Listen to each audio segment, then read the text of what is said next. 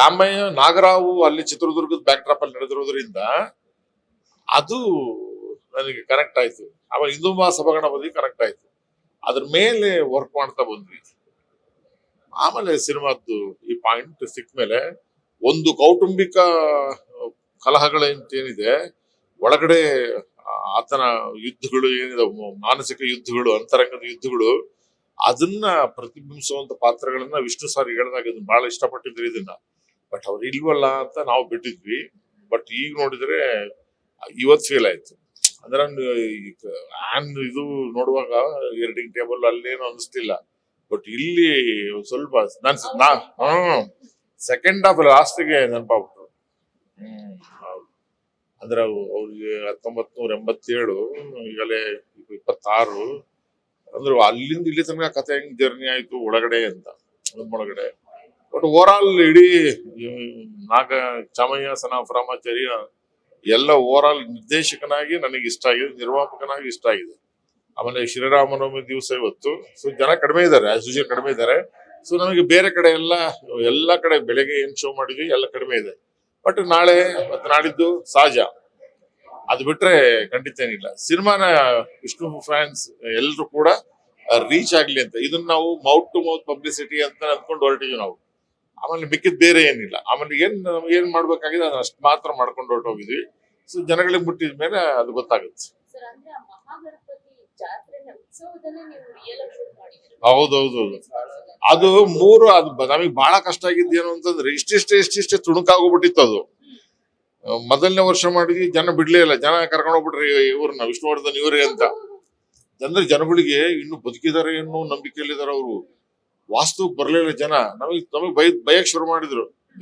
ಅಂದ್ರೆ ಅವ್ರ ಇಂಟಾಕ್ಸಿಯೇಷನ್ ಮೂಡಲ್ಲಿ ಇದ್ರು, ಕೆಲವರು ಜೋಶಲ್ಲಿ ಇದ್ರು, ಅವರೆಲ್ಲ ಒಂಥರ ಮಾಡ್ಬಿಟ್ರು. ಬಟ್ 2ನೇ ವರ್ಷ ಮಾಡಿದ್ವಿ. ಬಟ್ ಈ ಕಡೆ ಕ್ಯಾರೆಕ್ಟರ್ ಮಾಡಿದವ್ರು ಏನಿದ್ರು ಚಾಮಯ್ಯ ಹೆಲ್ತ್ ಇಶ್ಯೂಸ್ ಇತ್ತು ಅವ್ರಿಗೆ. ಹೆಲ್ತ್ ಇಶ್ಯೂ ಇತ್ತು. ಇಲ್ಲಿ ಬಂದು ನೋಡಿದ್ಮೇಲೆ ಏನು ಸ್ಕ್ರೀನ್ ಅಲ್ಲಿ ಫೀಲ್ ಆಗ್ಲಿಲ್ಲ. 3ನೇ ವರ್ಷ ಕರೆಕ್ಟಾಗಿ ಕ್ಲಿಕ್ ಆಯ್ತು. ಹೌದೌದು. ಅದು ವರ್ಷಕ್ಕೆ ಒಂದೇ ದಿನ ಕರೆಕ್ಟಾಗಿ 3 ದಿನ ಜೋಡಿಸ್ಬಿಟ್ಟು ಮಾಡಿದ್ವಿ. ಅದೊಂದು ಮಾಡಿದ್ವಿ. ಅದೊಂದು ಕೆಲಸ. ಬಟ್ 3 ವರ್ಷನೂ ಶೂಟ್ ಮಾಡಿದ್ವಿ ನಾವು ಆ ಅಪ್ಪ ಮಗಂದು ಗಲಾಟೆ. ಬಟ್ ಇದು ಲಾಸ್ಟ್ ಕೊನೆ ವರ್ಷ ಏನ್ ಮಾಡಿದ್ವಿ ಅದು ಕ್ಲಿಕ್ ಆಯ್ತು. ಸೊ ಅದು point climax. So overall cinema ನಮಗೆ as a director view point ಚೆನ್ನಾಗಿದೆ.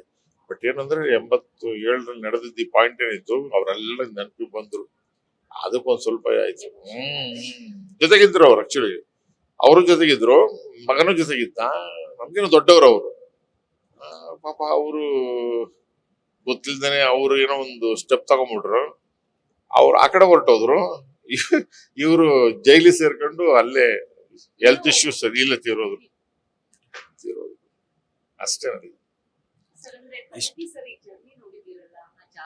ಆ ಜಾತ್ರೆಗೆ ಎಷ್ಟು ಶ್ರಮ ಪಟ್ಟು ತೆಗ್ದಿದ್ದಾರೆ ಅಂದ್ರೆ ವರ್ಷಾನ್ಗಟ್ಲೆ ಕಾದು ತೆಗ್ದಿದ್ದಾರೆ. ಇಷ್ಟೊಂದು ಶ್ರಮ ಪಟ್ಟು ತೆಗ್ದಾಗ ಜನಗಳು ಬಂದು ನೋಡದೇ ಇದ್ದಾಗ ಏನ್ ಅನ್ಸುತ್ತೆ, ಇಷ್ಟು ಶ್ರಮ ಪಟ್ಟು ನಾವ್ ಯಾಕೆ ಮಾಡ್ಬೇಕು ಅನ್ನೋ ಒಂದು ಭಾವನೆಗಳು ಬಂದ್ಬಿಡುತ್ತೆ.